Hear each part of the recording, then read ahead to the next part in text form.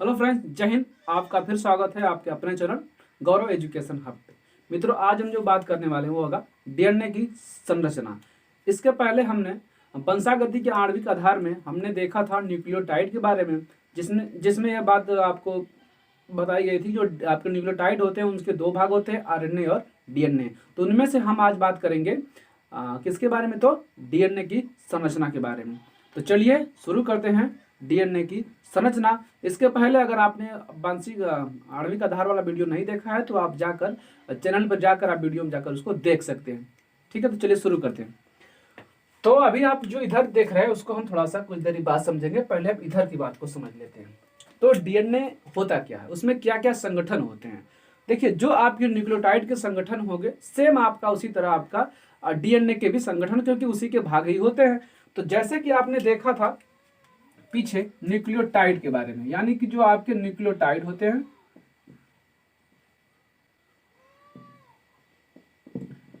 Nucleotide ये आपके बने होते हैं किसके, SN+P, मतलब सुगर, नाइट्रोजन क्षार और फास्फेट समूह के बने होते हैं। उसी प्रकार डीएनए में भी क्या होते हैं, सुगर, नाइट्रोजन क्षार और किसके, फास्फेट समूह से बने होते हैं। इस सभी का जो है कि संगठन होता है। जिनमें नाइट्रोजन क्षार की बात करेंगे तो नाइट्रोजन क्षार कुल 5 प्रकार के होते हैं, लेकिन आरएनए और डीएनए में केवल 4 प्रकार के नाइट्रोजन क्षार ही पाए जाते हैं।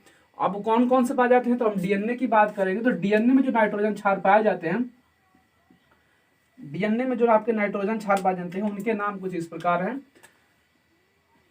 डीएनए, जिसे हम लोग कहते हैं डीऑक्सी न्यूक्लिक एसिड के नाम से, डीऑक्सीराइबो न्यूक्लिक एसिड के नाम से जाना जाता है। तो इनमें जो आपके नाइट्रोजन क्षार पाए जाते हैं वो आपका एडेनिन हो गया, ग्वानिन हो गया, उसके बाद साइटोसिन और थाइमिन। ये 4 प्रकार के नाइट्रोजन क्षार पाए जाते हैं किसमें, डीएनए में।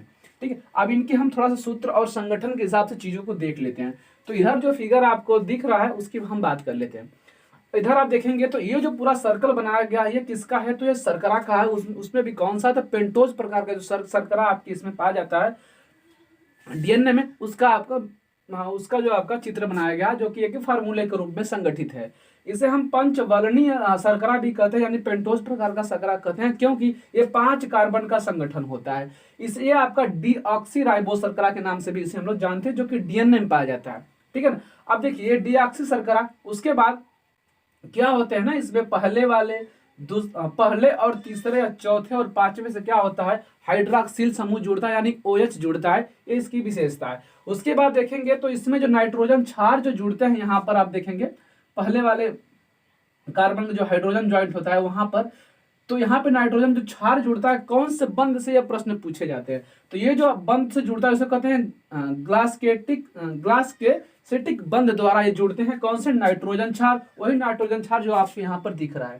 ठीक है ना। उसके बाद देखेंगे यहाँ पर तो जो आपका 5वां कार्बन होता है उनसे आपका जुड़ता है कौन सा, फास्फेट समूह, जो कि आपका ऊपर दिखा हुआ है। तो ये फास्फेट समूह यानी कि फास्फेट एस्टर बंध द्वारा ये क्या होता है, जुड़ता है। तो आप देख रहे हैं कि नाइट्रोजन क्षार, पेंटोज शर्करा, उसके बाद फास्फेट समूह का एक जो संगठन है वही आपका क्या कहलाता है, डीएनए यानी कि न्यूक्लियोटाइड कहलाता है। ठीक है ना। कुछ और बात समझते, जैसे अभी आपने देखा कि SN और P यानी कि सुगर, नाइट्रोजन क्षार और फास्फेट, ये तीनों मिलेंगे तो बनाएंगे न्यूक्लियोटाइड। ठीक है ना। लेकिन कभी कभी प्रश्न बनता है कि अगर केवल सुगर बनेगा, यानी कि सुगर और नाइट्रोजन क्षार मिलेंगे तब क्या बनेगा, तो उसको हम एक और नाम से जानते हैं जिसे कहा जाए न्यूक्लियोसाइड। तो ये भी आप याद रखिएगा, ये कभी कभी प्रश्नों में पूछ देता है। तो जब न्यूक्लियोसाइड,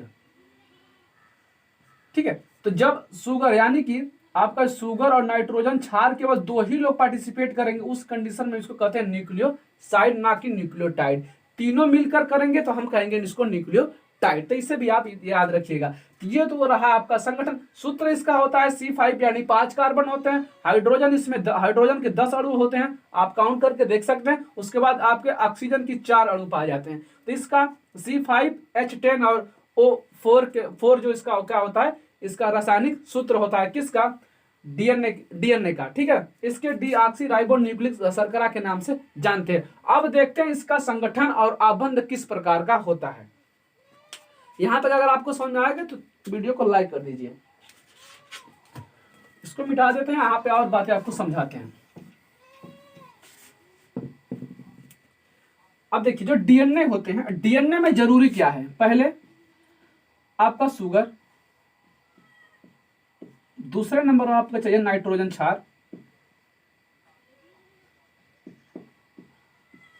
उसके बाद आपका तीसरे नंबर पे चाहिए क्या, फास्फेट समूह।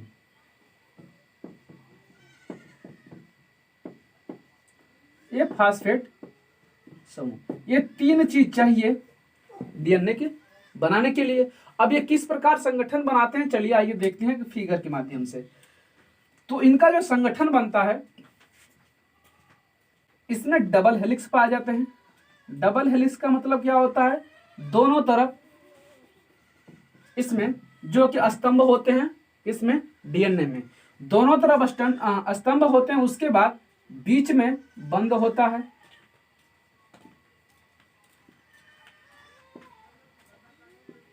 ठीक है, इस प्रकार का जो है कि बंद पाया जाता है। हम थोड़ा सा अलग अलग मार्कर यूज कर लेते हैं। तो यहां पर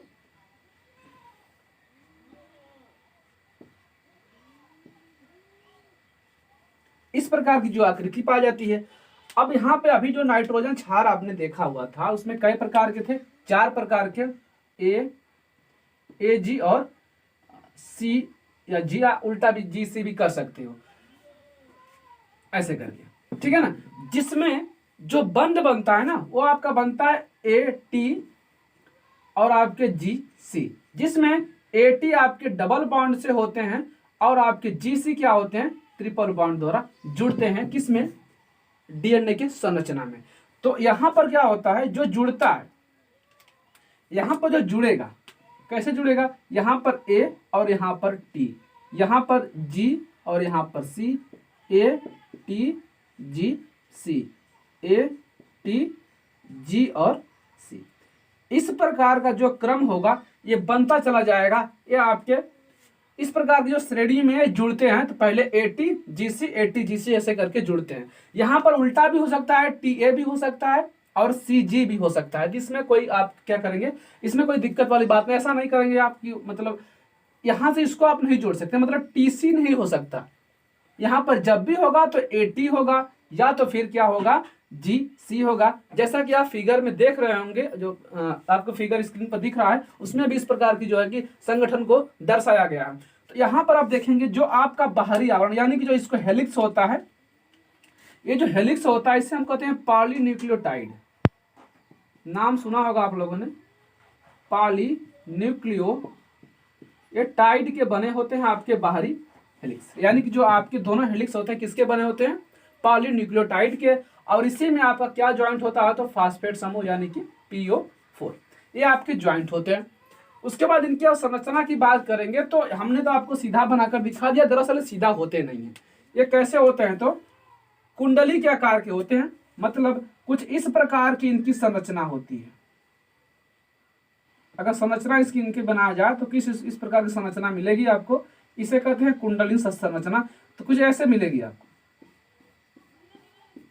इस प्रकार की संरचना मिलती है, जैसा कि आप फिगर में देख रहे होंगे। उसके बाद आप देखेंगे आगे, तो ये जो बंद होता है, यानी कि ये कौन से बंद से जुड़े होते हैं, तो एटी मतलब जो आपका एडेनिन और थाइमिन है, कौन से बंद, यानी कौन सी शक्ति जो इनको जोड़ कर रखती है, तो इसको हम लोग कहते हैं हाइड्रोजन बंद।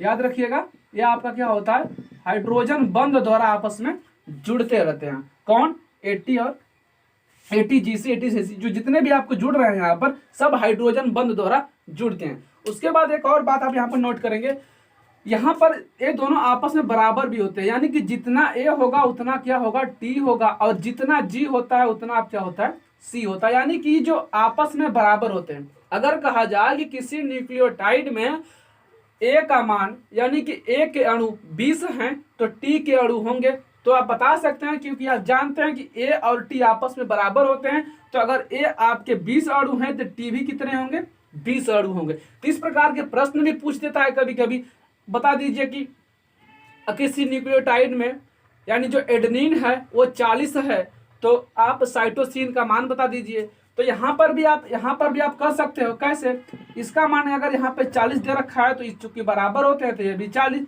तो 40 40 80 हो गए, ये आपस में बराबर हो गए, मिला कितना 20, तो 20 को अब आधा बांट देंगे, 10 इसको देने का और 10 इसको, तो इसका भी मान आएगा क्योंकि टोटल सब कितने होते हैं 100% होते हैं, ठीक है ना।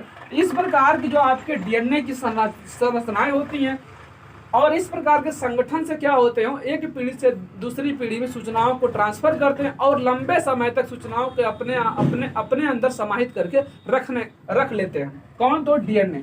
या देखिए अब हम लोग जो आगे चलेंगे वो आपका होगा आरएनए की संरचना। आरएनए का कार्यविधि किस प्रकार होता है, तो इसके पहले कुछ कार्य भी इनके जान लेते हैं। जिनका कार्य क्या है, आनुवंशिकता को एक पीढ़ी से दूसरी पीढ़ी में करना, और ये दो कुंडली के रूप में होते हैं, मतलब ऐसे करके होते हैं, और ये कैसे होते हैं, राउंड शेप में होते हैं, ठीक है ना।